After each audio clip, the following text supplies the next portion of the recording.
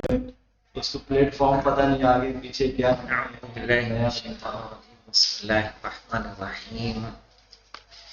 کل ہماری بات چل رہی تھی بعثت انبیاء کے اہداف کے اوپر، اور اس میں آج ہم پڑھنے جا رہے ہیں کہ ایک شخص امام جعفر صادق علیہ السلام کے پاس آیا اور ان سے معلوم کیا کہ آپ کس دلیل سے بعثت انبیاء کی ضرورت ثابت کر سکتے ہیں، یعنی کیوں خدا انبیاء کو بھیجا، کیوں ضروری ہے کہ بھیجے. امام نے اس کے جواب میں مندرجہ ذیل مطالب بیان فرمائے کہ ہم خدائے حکیم کے وجود کا عقیدہ رکھتے ہیں. کیا کہا؟ خدائے حکیم کے وجود کا عقیدہ رکھتے ہیں. خدا کا جسم نہیں ہے کہ لوگ اسے دیکھ سکیں، اور عام اور متعارف راہوں سے اس کا کلام سن سکیں. یعنی جو راہیں سننے کے لیے ہمارے یہاں پہچانی جاتی ہیں، ان راستوں کے ذریعے ہم کیا خدا سے باتیں کر سکتے ہیں، خدا سے کلام کر سکتے ہیں. مثلا آج نئی ٹیکنالوجی میں ویڈیو کانفرنسنگ آ گئی ہے کہ وہ ہمیں کوئی سامنے دکھ رہا ہے، چاہے وہ کتنی دوری پہ ہم اس سے بات کر رہے ہیں. تو نعوذ باللہ، کیا ہم خدا سے اس طرح گفتگو کر سکتے ہیں؟ نہیں. کیوں؟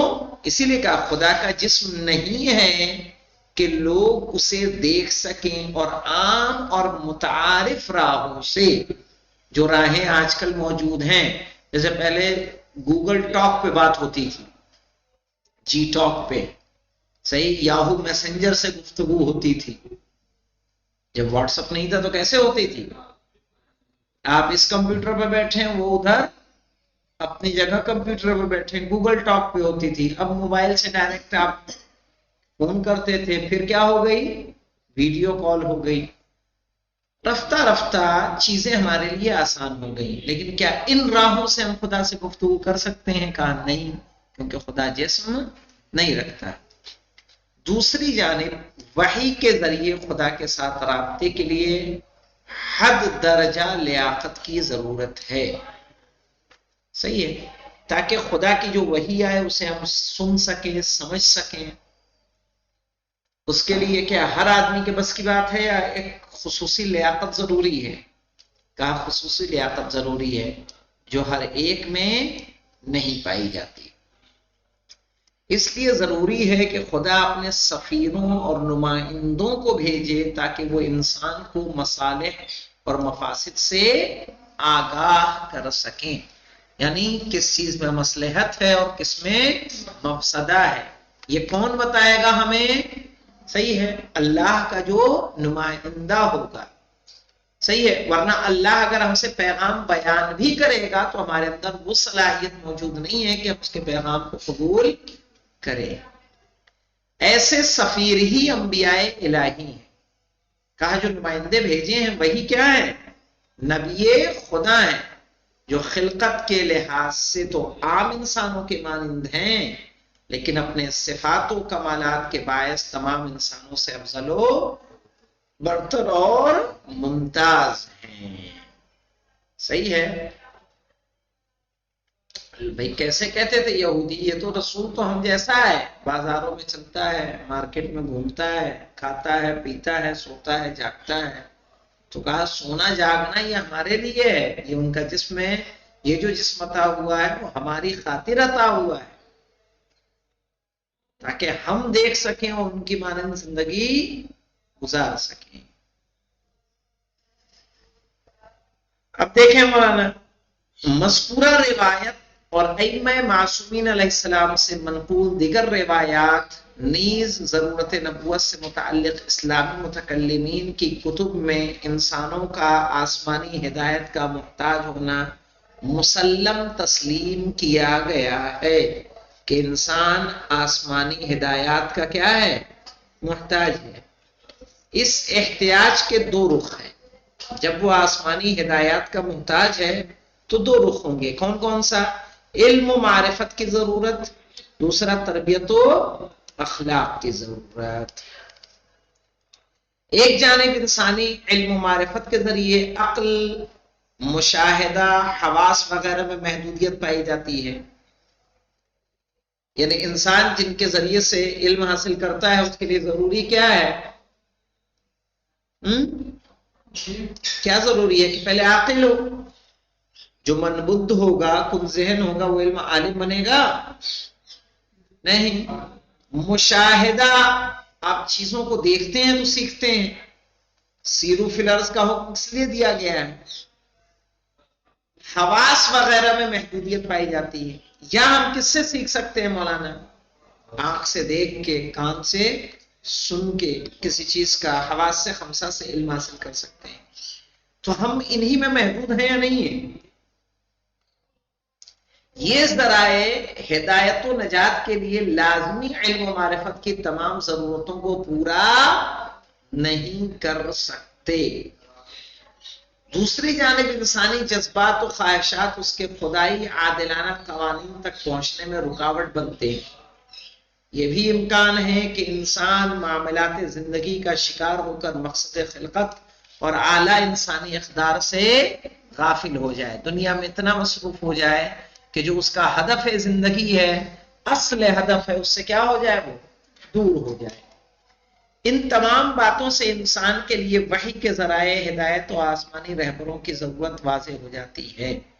حکمت الہی کا تقاضا بھی یہی ہے کہ انسانوں کی بنیادی اور اہم ضرورت کو پورا کر دے، اور اگر ایسا نہ ہو تو انسان کے سامنے عذر کا راستہ کھلا رہے گا اور اسے احتجاج اور اعتذار کا حق ہوگا۔ چنانچہ معذریہ تو آپ نے پڑھا ہے نا؟ چنانچہ قرآن مجید میں ارشاد ہوتا ہے رسولا مبشرین و منذرین لئلا یکون للناس علی اللہ حجت بعد الرسل، یعنی انسانوں پر اتمام حجت کے علاوہ بھی قرآن کریم نے فلسفہ نبوت کے ساتھ بعثت انبیاء کے مندرجہ ذیل اہداف بیان کیے ہیں۔ یہ قرآن کی روح سے مولانا کہ کیا ہدف ہے؟ پہلا توحید کی دعوت اور طاغوت سے دوری۔ وَلَقَدْ بَعَثْنَا فِي كُلِّ أُمَّةٍ رَسُولًا أَنِ اعْبُدُوا اللَّهَ وَاجْتَنِبُوا الطَّاغُوتَ، ہم نے اس لیے رسولوں کو بھیجا ہے تاکہ وہ حکم دے کہ تم اللہ کی عبادت کرو اور طاغوت سے دوری اختیار کرو۔ انسانی معاشرے میں عدل و انصاف کا قیام۔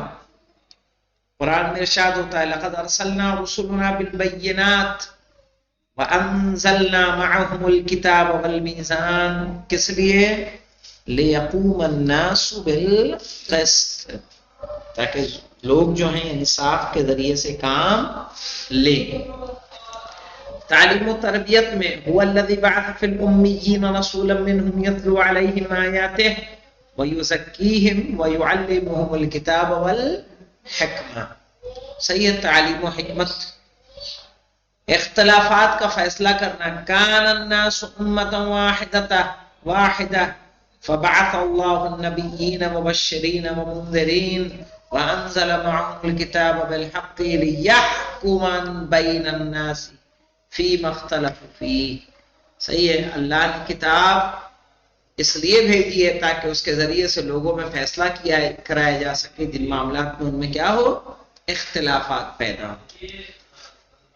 کہہ رہے مذکورہ باتوں سے واضح ہو جاتا ہے کہ انسان کی عاقلانہ زندگی سے نبوت کا گہرا رابطہ ہے، اور حیات انسانی کے جتنے پہلو ہیں، چاہے انفرادی ہو یا سماجی، مادی ہو یا معنوی، نبوت ان تمام پہلوؤں کو اپنے دائرے میں لیے ہے، اور انسانی زندگی کے ہر پہلو کی ہدایت نبوت سے متعلق ہونے کے باوجود انسانی ہدایت میں حواس یا عقل کے کردار کی اہمیت کم نہیں ہونے پاتی ہے۔ در حقیقت جیسے انسان کو علم و عقل کے ذریعے ہدایت کی ضرورت ہے، اسی طرح وہ وحی کے ذریعے ہدایت کا بھی محتاج ہے، اور ان دونوں طرح کی ہدایتوں کا سرچشمہ خدا ہے، اور یہ دونوں خدا کی حجت سمجھی جاتی ہیں۔ چنانچہ امام موسیٰ کاظم علیہ السلام نے انبیاء اور ائمہ کو خدا کی حجت ظاہری اور عقل کو خدا کی حجت باطنی بتایا. عقل بھی حجت ہے اور کون ہے؟ انبیاء اور ائمہ بھی حجت ہیں. لیکن انبیاء اور ائمہ کیا ہیں؟ حجت ظاہری. صحیح ہے، جو اللہ کی طرف سے بھیجے گئے ہیں تاکہ ہمارے اوپر حجت کو قائم کرے، وہ حجت ظاہری ہیں. ہر انسان کے اندر اللہ نے عقل عطا کی ہے جو انسان کو صحیح اور غلط کے فیصلے کرنے کی صلاح دیتی ہے کہ نہیں دیتی ہے، اسے بتاتی ہے اور سجھاتی ہے کہ کیا صحیح ہے اور کیا غلط ہے. صحیح ہے، تو وہ بھی یہ کیا ہے؟ خدا کی حجت ہے، وہ حجت باطنی ہے.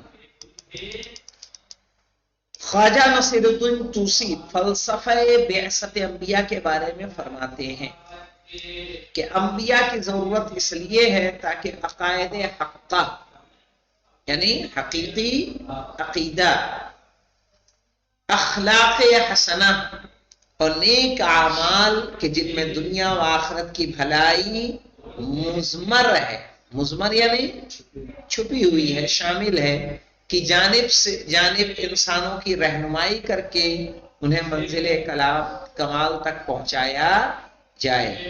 اسی طرح خیر و فضیلت اور دینی امور میں تعاون اور خیر و اصلاح کے راستے سے منحرف ہونے والوں کے ساتھ مناسب طریقے سے پیش آ کر انسانی معاشرے کو کمال و ترقی کا راستہ دکھایا جائے. اب ایک عنوان ہمارے پاس ہے معجزہ اور نبوت.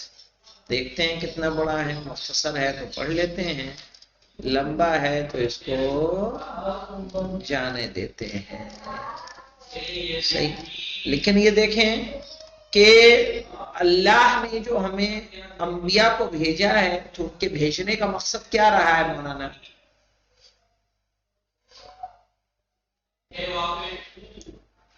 کہ جو لوگ خیر و نیکی کے راستے سے منحرف ہیں ان کے ساتھ مناسب رویہ اختیار کر کے انہیں کس پہ لایا جائے؟ راہ راست پہ لایا جائے اور کمال تک پہنچایا جائے. اسی لیے دیکھیں انبیاء جب آتے تھے ان کی کتنی مخالفت ہوتی تھی. پتھر پھینکنا، چڑھانا، دھتکارنا، ڈرانا، دھمکانا، صحیح ہے، ہر طرح سے زد و کوب کرنا. لیکن اس کے باوجود وہ انہی لوگوں کو جو لوگ انہیں پریشان کرتے تھے انہی کو راہ راست پہ لانے کی مکمل کوشش کرتے تھے. کیوں؟ کیونکہ ان کا ہدف ہی وہی ہے کہ جو لوگ منحرف ہیں ان کو انحراف کے راستے سے صحیح راستے پر لگا کر کمال تک پہنچا دیا جائے. چونکہ جس ضلالت و گمراہی میں وہ تھے انہیں وہ دکھائی نہیں دے رہا تھا. انسان کو لگتا ہے کہ وہ بہت اچھے میں لیکن لگ رہا ہے، لیکن حقیقت میں موجود نہیں ہے. کیسے؟ کوئی ایک زخم کوئی اندر پک رہا ہو، اوپر سے ایک دم چمڑا اچھا دکھ رہا ہو، تو اس کا کیا مطلب اندر زخم نہیں ہے بس ابھی نظر نہیں آ رہا. ایک مدت کے بعد وہ کیا ہوگا؟ ابھر جائے گا. صحیح ہے. اسی طرح جتنی بھی وہ چیزیں کہ جو اسلامی روش سے ہٹ کے ہیں ان کا کہیں نہ کہیں نقصان ضرور ہے، ان کا زندگی پر اثر ضرور ہے. اور انبیاء نے جو بتایا ہے وہ اسی لیے بتایا ہے تاکہ انسان ضرر سے محفوظ رہے.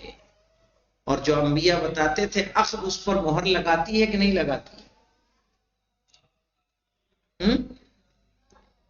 عقل مہر لگاتی ہے تبھی تو انسان تسلیم کرتا ہے کہ صرف انبیاء اور ائمہ کی باتوں کو تسلیم کر لیتا ہے، نہیں، بلکہ جو اس کی حجت باطنی ہے وہ بھی اس پر کیا کرتی ہے؟ مہر ثبت کرتی ہے. تب جا کے انسان اس راہ پر کیا ہوتا ہے؟ گامزن ہوتا ہے. الحمدللہ.